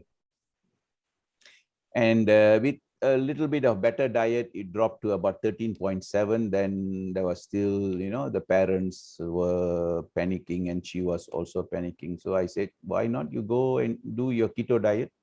So now I think it's a month now on keto diet, but she's not on, I haven't, not on all the hormones as I've mentioned, other than probably thyroid hormone, and the minerals are there. And with just change of diet and some supplements, her sugar is between 5 to 6 now, from 26.7 to 5 to 6 or 6 plus. So it's a huge change within 2 months. So can diabetes be reversed? Absolutely. Okay, Dato, from Dr. Kannan, can we give person who are obese and exercise, they don't lose weight, can we give them small dose insulin subcutaneously and ask them to do exercise? What's your thought? Why would you want to give insulin? If the reason why you want to give insulin just before, during, or just after exercise is because you want to bulk up the muscles, and especially if they take a protein drink and a fruit. Okay. But otherwise, if you give insulin, you may just increase your insulin resistance. If the insulin is high, the way to control is by controlling the diet and exercise, especially the weight-bearing exercise. So when you do the weight-bearing exercise with a healthy diet and with the hormones and the vitamins and minerals, now they will lose weight. Okay. When they lose weight, you will be able to assess the muscle better. If they have a smaller muscle mass and they find it difficult to increase their muscle mass, by that time, the insulin levels would have already normalized. Now, if we just use 2 units of short-acting insulin, just 2 units, that will improve the muscle mass. Okay, but you must know the insulin levels first. Dato, also from Dr. Kannan, there was a case in your talk, EGRF improved after chelation. Can you walk us through this? Chelation is a drip where we use EDTA, which is supposed to actually chelates heavy metals, but the benefit is actually it also chelates calcium, because calcium is a part of your atherosclerosis, the plaque that sits in your blood vessel. Unfortunately, you know, in medicine, although we specialize, the problem with specialization and subspecialization is this: you become very restrictive in your thinking. You have, you know, we tend to have a coned view. That means we used to have eye specialists. Now eye specialists, there are 3 or 4 subspecialties. So you focus only in that small part. It's bad enough you focus in one organ only. We study is necessary, the knowledge is important. But remember, every organ is connected to every other organ in the body. There is no organ that functions by itself. So if you have a problem in one organ, it may not be, or it is usually not the problem of that organ. It is a problem somewhere else in the body. That's why I always say find the root cause. If you have atherosclerosis, it is not the problem of cholesterol or blood vessel. It is because you have high homocysteine, or because you have too much insulin, too much blood sugar, and so on. Okay, you have to find the root cause. So if you have a problem in an organ, it does not mean the organ is the only cause. So if you want to heal, then heal the body holistically. Okay, if you heal the body holistically, then the whole body will heal. Also from Dr. Kannan, Dato, how do we remove dark circles around the eyes? That just now I mentioned. Just now you mentioned, Dato. Dark circles below the eyes are usually, if you sleep, if you don't have enough sleep, of course, obviously you'll see next day it's like that with eye bags. But dark circles below the eyes are almost always because of cortisol deficiency. So you need to test the hormones. Okay. Dato, from Miss Asha, please clarify on estrogen. They say too much is a problem, but after menopause, when it drops, that also may cause many problems as well. So what should it be? Okay, there are 2 types of estrogen. One, your body produces. It does not produce. It's hardly ever the situation where you produce a lot of estrogen. The problem is this estrogen drops when you reach menopause or after menopause. This is when you get hot flashes and sweats and dry vagina and loss of interest in sex and so on. So it increases the risk of osteoporosis and fractures and brain problems. But there is another problem. There's too much estrogen that comes from outside sources, from chicken and meat, because they are given that hormone to fatten them up. Dairy products have plenty of estrogen, deep fried food, plastics, chemicals, pesticides, soya. A lot of women drink a lot of soya. All these contribute to excessive estrogen. So this excessive estrogen is the reason for breast cancer, ovarian cancers, uterine cancers, and tumors. Okay. So if you are deficient in hormones, say I see a menopausal woman, she has all the symptoms, signs and symptoms of natural estrogen deficiency like hot flush and sweats. But the blood test shows excess levels of estrogen, or if she has any problems associated with estrogen excess, I hold on to the estrogen first. I prefer to treat them with the other hormone called progesterone. So it's a little bit tricky.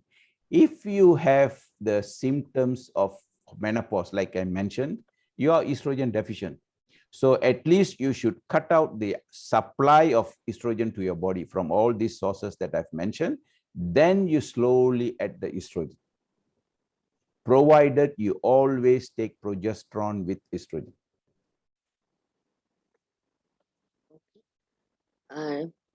From Datuk Wong Lee Yun, you said to take less fruits. Is it to reduce fructose to be processed by the pancreas or liver?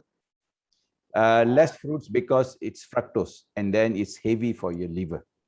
Okay, and then you can't use it as a source of energy. So we don't have to eat a lot of fruits. And remember, fruits nowadays, it's probably they are also the genetically modified versions. And nowadays fruits taste excessively sweet. Yeah. Okay, from Mr. Leo Hong Ki, Dato has mentioned about gut candidiasis in DM patient. How can we test and how can we treat the gut candidiasis by antifungal or natural remedy? And what is your thought about stem cell for reversing diabetes? Antifungal is a very effective way of treating. I've mentioned this in the Candida talk that you need both the systemic antifungal and nystatin. The test you can do complete stool analysis, which is a bit expensive, but you must specifically mention to culture the stool for more than a week if you want to pick up Candida, otherwise it won't grow. But there are indirect ways of testing. One of the tests is the CRP. If CRP is elevated, usually it's a sign of inflammation. Often it's the gut inflammation, unless, of course, you don't go and check CRP in somebody who's having cough and cold, it will be high. But I don't depend, even if I don't have CRP. If a patient comes to me with gastritis, bloating, reflux, bad breath, or lots of flatus, or eczema, or psoriasis, or having had thrush, especially associated with high blood sugar or cancer, almost always they have Candida. And I will be very happy to treat these patients for Candida. And most of them will feel better. Coming back to the second part, stem cells as part of? Reversing diabetes, Dato. Okay, my view is this. I'm not against stem cells, but there are many types of stem cells. It's, don't get confused. The only rule of the thumb is this. You put in stem cells, they must live. They can only live if the soil is fertile. If your body is not healthy, forget about stem cells. It's like putting fish in a dirty water. You want to put a fish, you want to let the fish grow, make sure the water is clean. Your body must be clean. That means you must have a healthy diet, you must have a good detoxification, you must have optimum levels of vitamins and minerals and hormones, then the stem cells will live. So that's my view. So this is why I don't encourage my patients to jump into stem cells as the first line of treatment for reversing diseases. But if you, in my opinion, it's not necessary at all for diabetes. It's not necessary. I've never used stem cells to reverse diabetes. Without that, itself is very, very easy. Absolutely easy. Trust me. Okay, Dato. Dato, from Dr. Sankey, for diabetic patients who are on daily insulin injection, either long-acting or intermediate-acting from other doctor, is it still necessary to test fasting insulin when they come first to meet us? Certainly, yes, because you want to make a difference. You want to tell your patient what is going on that is not going to help them, where the mistake is. Because you are going to show them that they already have a high level of insulin. When they have high levels of insulin, taking more insulin will only cause more obesity. It will only increase the risk of atherosclerosis and all that I mentioned, including cancer. So it's absolutely wrong treatment. You cannot and you should not give insulin to someone who already has high insulin. It's given because nobody is testing the insulin levels. So your patient, you test, and they will love you for that, Sanki, because you are the first person who have highlighted to them, hey, you have too much insulin. Why are you taking insulin? Drop that, change the diet, and do other things. The sugar will come down very fast. If you are not confident enough, or if your patient is not confident enough, it's okay. Gradually cut it down. I will stop. My patients is this. If they are willing to follow the diet, if they are willing to change, stop the treatment the very next day. Nothing will go wrong. Advise them to check the blood sugar at home. And if I were to prescribe a drug for diabetes, I will be very happy to use only metformin. Only metformin, nothing else. Because that's a drug with many, many health benefits, unlike all other drugs. So can non-diabetics take metformin as you age? Yes, because it's powerful anti-aging medicine.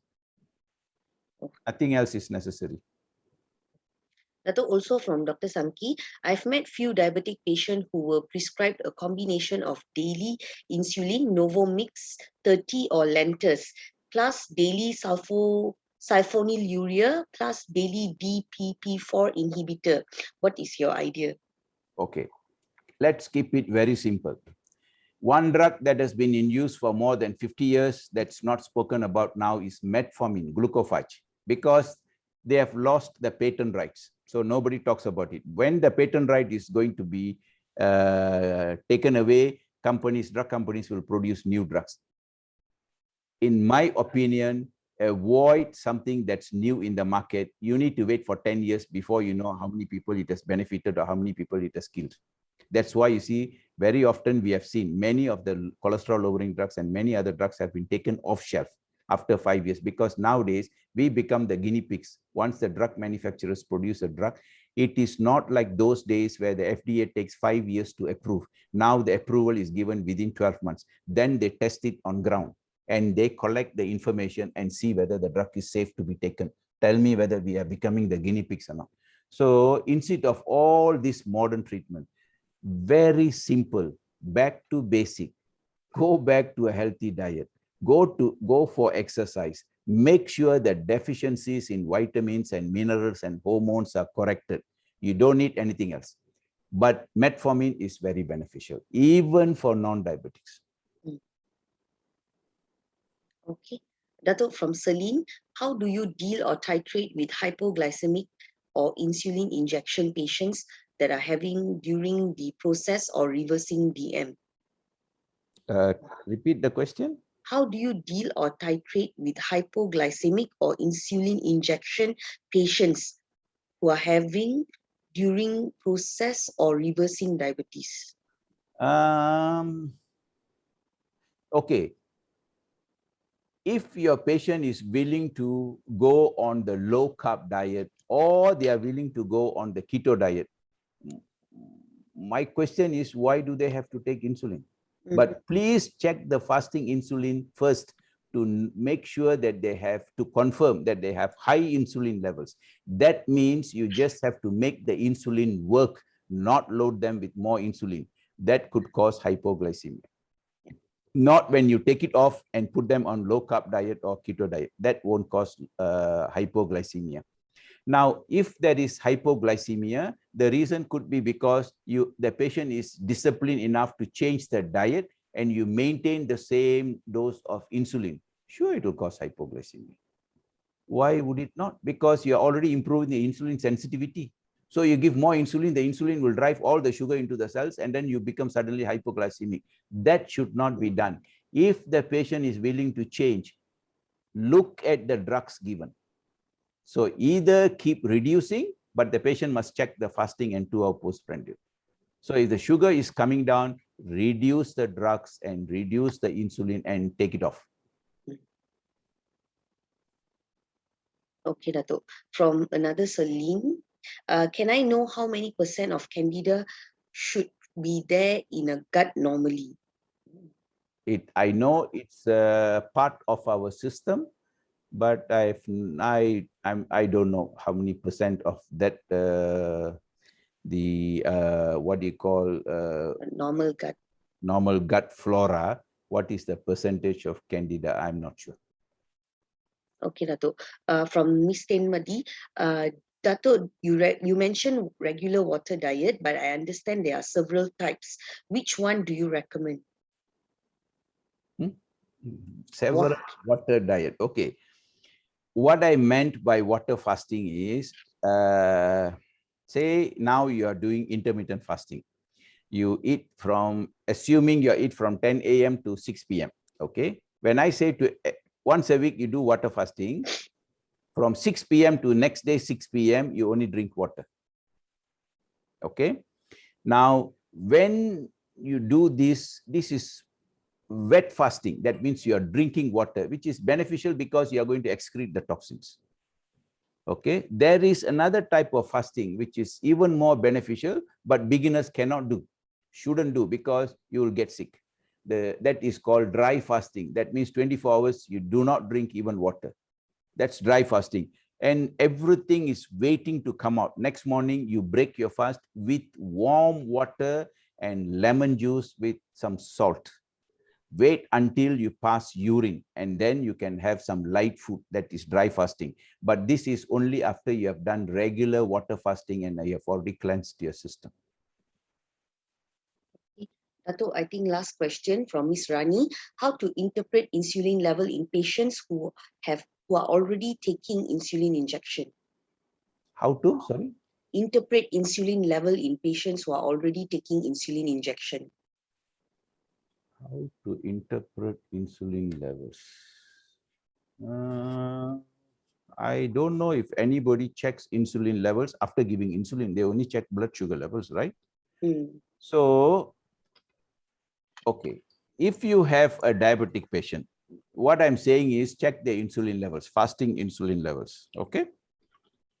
Now, when the fasting insulin level is high, you are going to tell the patient, hey, look, you have too much of insulin in the body, and this is known as insulin resistance because you have been eating too much of carbohydrates for a long period of time. Your body has become numb to the insulin. Insulin is not working, so your blood sugar will be high. And this is a mistake of giving you insulin. You know, you shouldn't be taking insulin. You should be stopping insulin. You should be improving the insulin resistance by going on keto diet or low carb diet and all that management, the solutions that I gave. Now, what you do is, if you want to test, you repeat the fasting insulin level to know whether it has come down. Because I'm not going to give insulin anymore. Why would I want to give insulin and check the insulin level? I'm trying to stop and take away the insulin. But to know whether the insulin resistance has improved or whether the patient is following your advice, I would want to check the fasting insulin, because patients also can get very smart. When they come to you, they will come fasting, and then the sugar will be normal. But when they eat, the sugar will be high. So sometimes I have patients who always come fasting. Even if I tell them this is a regular checkup, you can have your breakfast and come, they'll come fasting because the sugar will be more or less normal or slightly high. You can't catch them. You can catch them if you do your insulin levels. That is the time you repeat the insulin levels, not after injecting. After injecting, you're going to check only the blood sugar. Okay, Dato. I think that's the last question for today, Dato. Okay, thank you very much. I hope you all enjoyed. Okay, namaskar. Thank you.